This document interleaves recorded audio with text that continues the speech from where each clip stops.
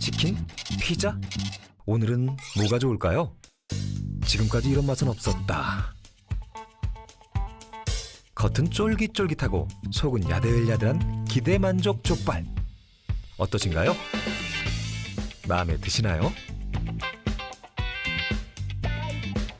요즘은 집에서 편하게 먹는 배달이 대세. 배가 좀 고프시더라도 조금만 더 기다려주시기 바랍니다. 이게 쌀 게 한두 개가 아니거든요. 족발, 보쌈 세트 대짜에 플라스틱 용기 9개는 기본. 음식 반, 플라스틱이 반이죠. 다 드신 용기는 집에서 알아서 잘 버려주시기 바랍니다.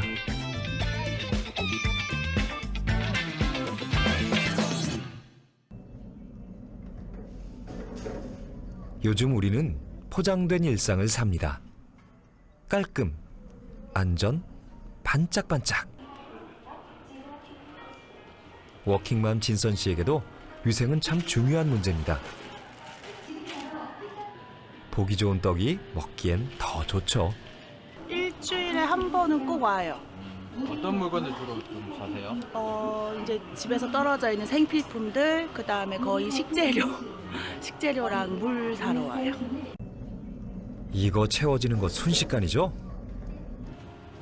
이것저것 없는 게 없는 마트는 여러모로 참 편리합니다.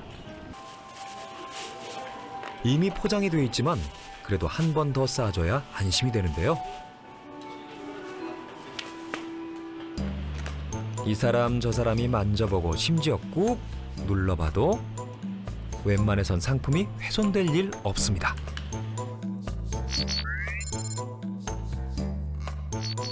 이게 다 우리의 든든한 플라스틱 덕분이죠. 장보기는 곧 플라스틱 보기. 우리를 둘러싼 플라스틱 구경 잘 하셨나요?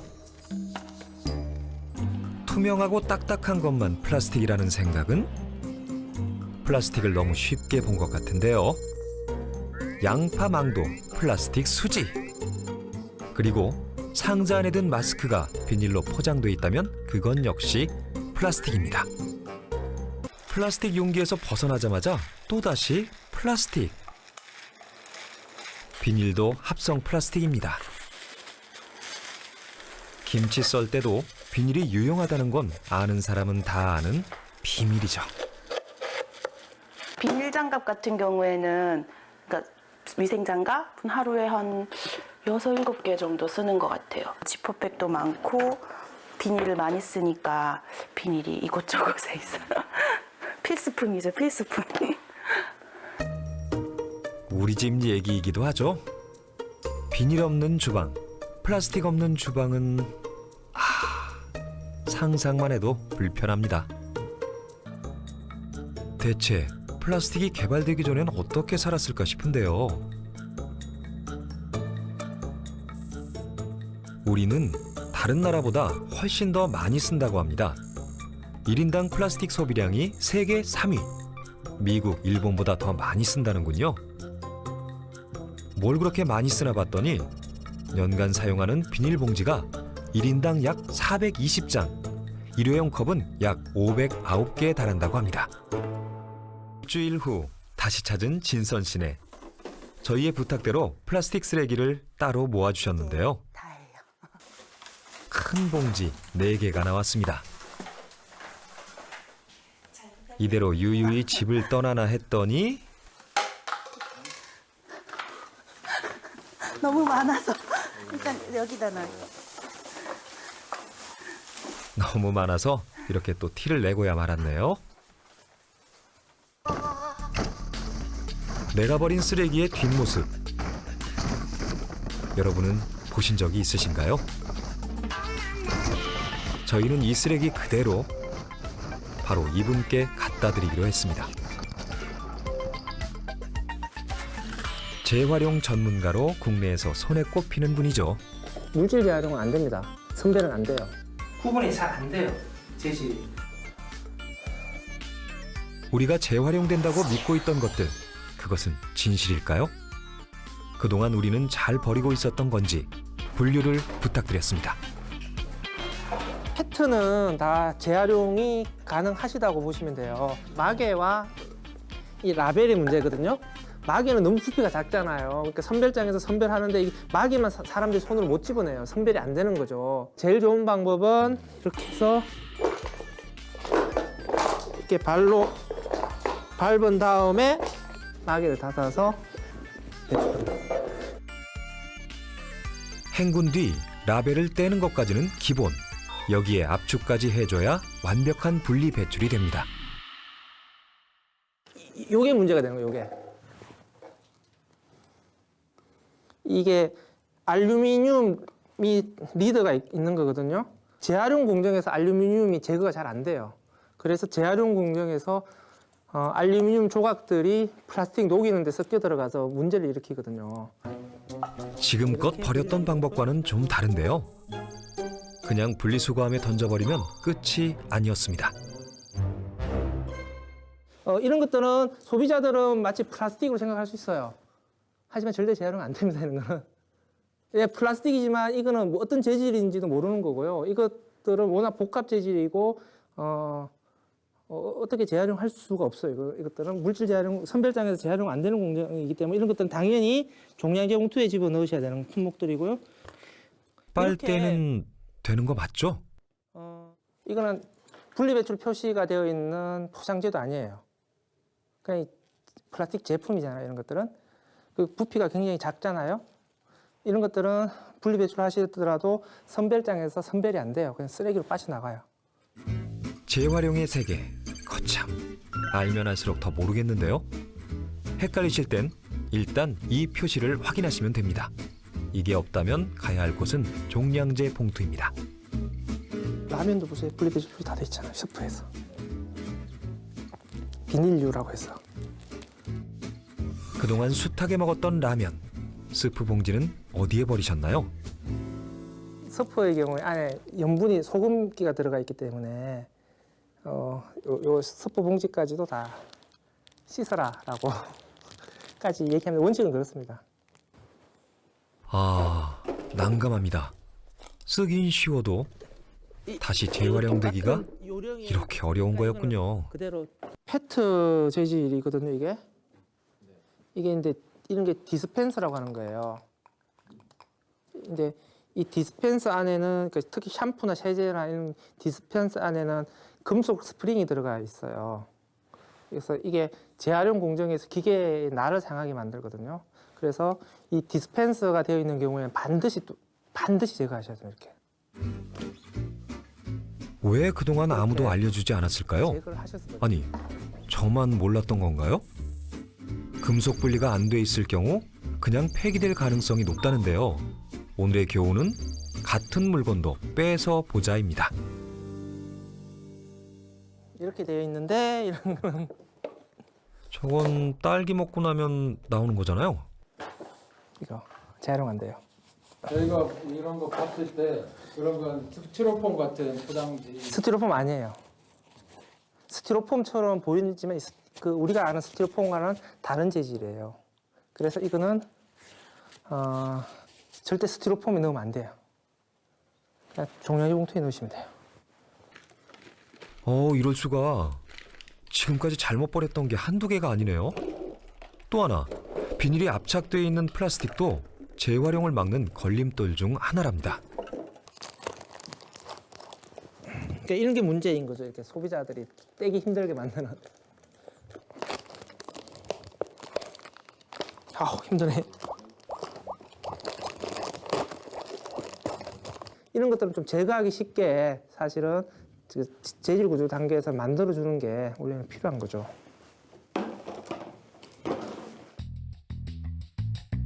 우리가 한 분리 배출은 재활용의 시작일 뿐이지 결코 끝이 아니었습니다. 한두 번 더 전문가의 손을 거치고 나서야 그나마 이 정도의 결과를 얻을 수 있었는데요. 사람들의 삶의 수준들이 계속해서 높아지면서 위생에 대한 관심도가 굉장히 높습니다. 그렇기 때문에 점점 더 깨끗한 것을 찾게 되는 것이고요. 그 깨끗하게 위생적으로 물 관리하기 위해서는 일회용 포장재로 한 번 싸고 두 겹으로 세 겹으로 싼 다음에 사용하고 난 다음에 그럼 버려버리면 위생 관리 측면에서는 가장 탁월하거든요. 지금 현재 플라스틱은 워낙 많은 재질들이 복합적으로 사용되고 있기 때문에 기술적으로 물질 재활용하기가 굉장히 어렵습니다. 물질 재활용하는 것만을 한정해서 보게 되면은 30%에서 40% 정도의 재활용률을 보일 것으로 추정이 됩니다. 깨끗하게 씻어서 버렸는데 왜 이렇게 낮은 걸까요? 페트병을 예로 들면 재질이 다른 뚜껑부터 색상, 라벨, 접착제까지 모든 게 다 걸리죠. 복합 재질, 진한 색상도 추가 공정이 필요한데요. 수익률은 떨어지고 재활용되더라도 품질이 낮습니다. 페트병을 만약에 분리수거를 하면 이게 다른 페트병으로 태어날 거라고 많이 생각을 하시는데 사실 그렇지 않거든요. 이게 동일한 재질의 플라스틱으로 분류가 돼서 좀 더 낮은 질의 다른 그 합성 제품들로 이제 탄생을 하게 됩니다. 그래서 결국 재활용이 계속해서 무한정 될 수 있는 것도 아니고요. 재활용으로 처리를 하기에는 우리는 이미 너무 많은 플라스틱을 소비를 하고 있고 그리고 너무 많은 쓰레기들이 나오고 있어요. 그래서 결국에는 이거를 소비를 줄여 나가는 이런 노력들이 지금 필요한 시점입니다. 그런데 좀 의아한 물건이 하나 있습니다. 커피 마실 때 쓰는 이 투명한 일회용 컵은 왜 재활용이 힘들다는 거죠? 112 1커피의 생활화. 우리나라의 일회용 플라스틱 컵 연간 사용량은 무려 260억 개. 재활용이 안 된다면 이거 정말 심각한 얘기 아닌가요? 생수병과 커피컵, 도대체 뭐가 다른 거죠? 선별장에서는 페트, PP, PS 이렇게 재질별로 선별을 해야 되는데 저런 페트 병의 형태로 그러니까 포장재 이렇게 병의 형태로 들어오게 되면은 페트인 게 명확하게 구분이 돼요. 하지만 이 컵의 형태로 들어오는 것들은 구분이 잘 안 돼요. 재질이 페트라고 표시되어 있는데 페트가 아닌 재질도 있어요. PP 재질도 있고 PS 재질도 있어요. 그래서 선별장에서는 이것을 다 쓰레기로 버려요. 일회용 컵은 별도로 모아지지 않습니다. 많아도 쓸데가 없는 한마디로 계륵 같은 존재죠. 테이크아웃 컵의 경우에는 품질이 안 좋기 때문에 투명이긴 해도 잡색이 섞이게 되거든요. 그래서 검정 완료를 넣어서 이런 식으로 부직포, 솜 되는 거고 최종적으로는 자동차 바닥재 같은 걸 만드는데 여기에 이제 테이크아웃 컵이 섞여 있을 비율은 얼마 되지 않고요. 플라스틱의 여정, 생각보다 가시밭길인데요. 그렇게 버려지고만 일회용 컵은 지금 다 어디로 갔을까요? 값이 싸다는 거는 참 좋은 거죠, 경제적으로는. 근데 문제는 이 값이 싸기 때문에 재활용이 힘들어요.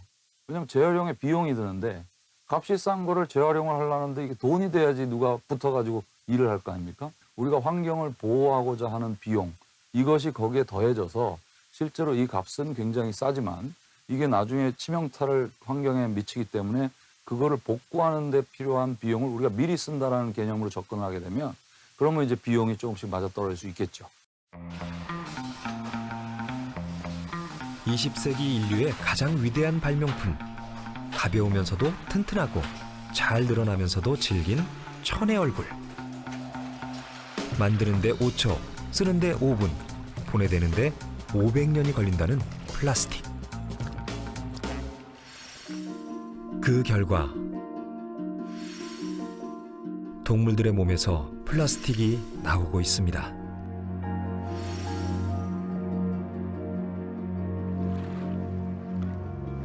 미국 하와이와 캘리포니아 사이 북태평양 쓰레기 섬을 아시나요?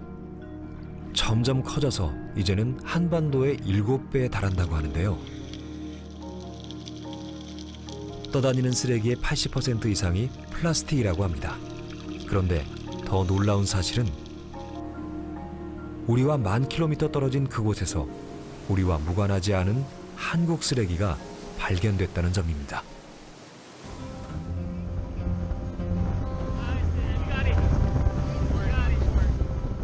지난해 10월 환경탐사 중에 우연히 한 플라스틱 용기가 발견됐는데요. 다행인지 불행인지 그곳엔 한국인 항해사 김현식 씨가 타고 있었죠. Container that we picked up yesterday. Yeah. Except it had a handle. Yeah. And then Kim, I don't know if you can make this out on the bottom, but it's definitely not. It's not English. Is it Chinese? not- Japanese? Oh, that's shame. That's Korean. That's Korean? Yeah. This must be mayonnaise. Mayonnaise. 환경 감시선의 항해사로 일하고 있는 그는 1년에 2번, 3달씩 오염된 바다를 누비는데요. 부서지다 못해 죽처럼 변한 미세 플라스틱. 지금 우리 바다의 모습입니다. 어떤 사람 보고 뭐 가래 같다, 콧물 같다 이렇게 얘기하는데 그런 끈적끈적한 덩어리에 작은 알갱이들이 이렇게 들어있어요. 샤워젤처럼. 그래서 보면서 좀 되게 징그럽다 그런 생각이 들더라고요. 그러니까 나중에는 우리 어떤 그런 섬유같이 정말 작아져서 그 크기가 5 마이크로미터라고 해서 우리 인간 세포보다 작은 거예요. 그러니까 그냥 물고기도 그냥 무심결에 그냥 섭취할 수밖에 없는 거죠. 이대로 방치하면 50년 후 바다에는 물고기보다 플라스틱이 더 많아질 거라는 무서운 경고도 나옵니다.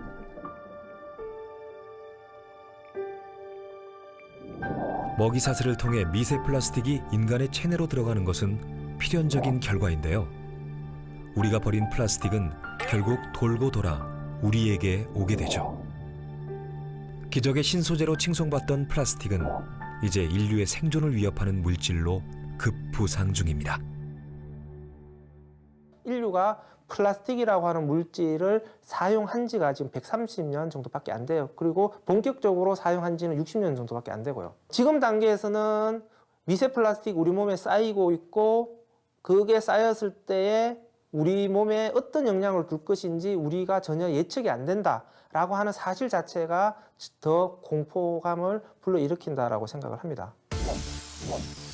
전 세계에서 한 해 생산되는 플라스틱 약 3억 5천만 톤. 그래서 한번 도전해보기로 했습니다. 플라스틱 없이 살아보기. 과연 얼마나 버틸 수 있을까요? 의식주 무엇 하나 제대로 할 수 있는 게 없는데요. 이번엔 또 뭐 때문일까요? 아, 믿었던 스마트폰 너마저 플라스틱이었구나.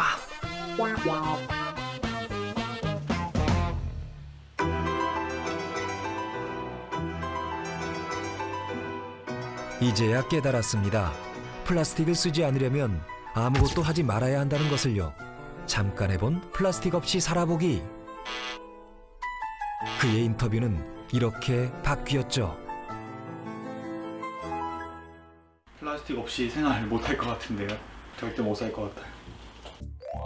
지금 잠깐 주변을 둘러볼까요?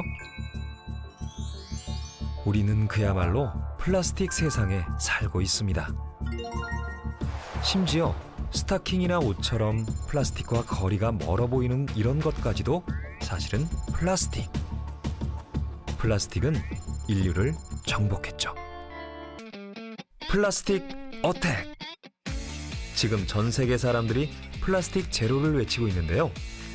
생활 속에서 배출되는 플라스틱 쓰레기를 최소화하자는 운동입니다. 혹시 이 사건 기억하시나요? 지난해 11월 필리핀의 환경단체는 우리를 향해 시위를 벌였습니다.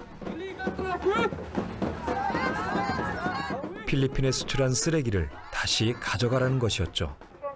이는 국제적 논란을 일으켰습니다. Ang mensahe namin ay una, expedite the return of the trash from South Korea. 쓰레기 중 일부는 다시 우리나라로 반송됐습니다. 필리핀으로 불법 수출됐던 폐기물 쓰레기 가운데 천여 톤이 오늘 우리나라로 돌아왔습니다. 컨테이너 문을 열고 확인해 본 결과 온통 재활용이 불가능한 잡동사니 생활 쓰레기였습니다. 재활용이 가능한 폐플라스틱이라고 했지만 실상은 순수 쓰레기였습니다. 왜 이런 어이없는 일이 생긴 걸까요? 17만여 톤. 의성에 있는 쓰레기 산입니다.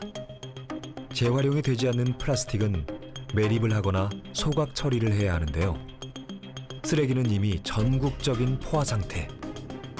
소각해도 매립해도 문제는 남습니다. 완벽히 사라지지 않죠. 플라스틱을 소각을 하게 되면은 이제 규모는 줄어들겠죠. 하지만 그 소각을 하는 과정에서 공기 중으로 유독 물질들이 이제 배출이 되고 미세먼지가 또 배출이 되면서 저희 건강에 또 그 악영향을 미치게 되고요.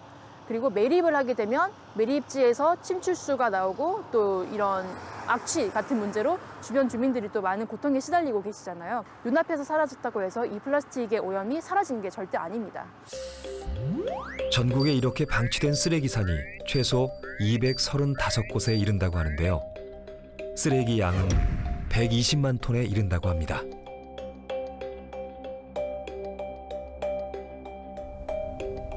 전 세계 재활용 쓰레기의 절반가량을 수입하던 중국이 지난해부터 수입을 중단하면서 문제는 더 불거졌죠.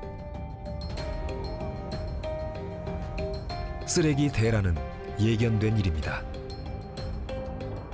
누군가 잘 치워주겠지 했던 쓰레기.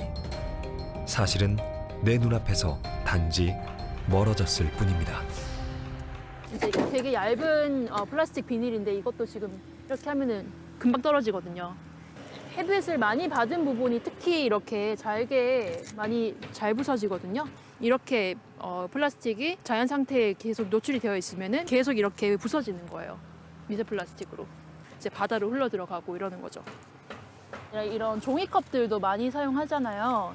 이 종이컵 안이 플라스틱으로 코팅이 되어 있거든요. 그래서 이거 밖은 종이지만 이 안에 있는 것들이 플라스틱 코팅으로 되어 있기 때문에 이렇게 노출이 되면은 밖에 있는 그 종이는 또 분해가 되겠지만 안에 지금 코팅이 되어 있는 플라스틱은 분해가 안 되는 거죠. 플라스틱 줄이기. 개개인의 실천만으로는 한계가 있습니다. 생산자도 변화가 필요하죠.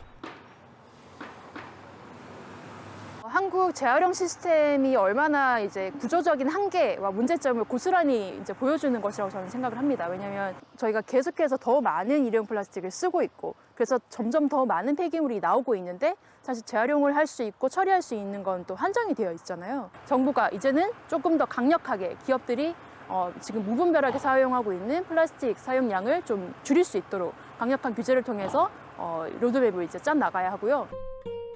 지난해 발생했던 쓰레기 대란. 비닐봉지 수거를 거부했던 초유의 사태가 또 언제 다시 재현될지 모릅니다.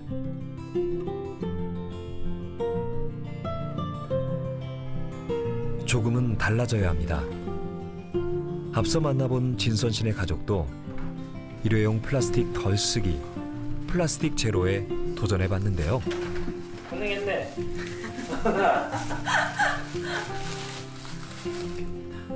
정말 고생 많으셨네요. 같은 집 다른 느낌. 의식을 하고 나니 이렇게 달라졌습니다.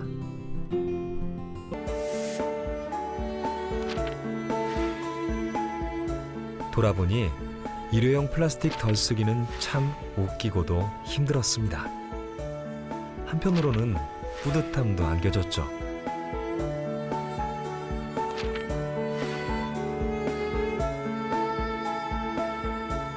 그런 게 있잖아요. 이제 어떤 몸이 편해지고 뭐 이런 것도 있지만 실제로 내가 어떤 환경 보호나 또는 내 스스로 삶의 가치가 좀 좋아진다는 그런 생각이 조금 생기긴 하는 것 같아요. 이번에 도전으로 인해서 뭔가 우리 가족의 생활 패턴이 좀 뭔가 달라지지 않을까라는 기대를 살짝 하고 있어요. 쓰레기 담당 남편은 오늘도 퇴근 후 집을 나섭니다. 이제는 더 이상 몰라서 그냥 버렸다고 말하기도 어려운데요. 플라스틱 그 자체가 환경오염의 주범은 아닙니다. 막 쓰고 아무데나 버린 바로 우리의 뒷모습입니다.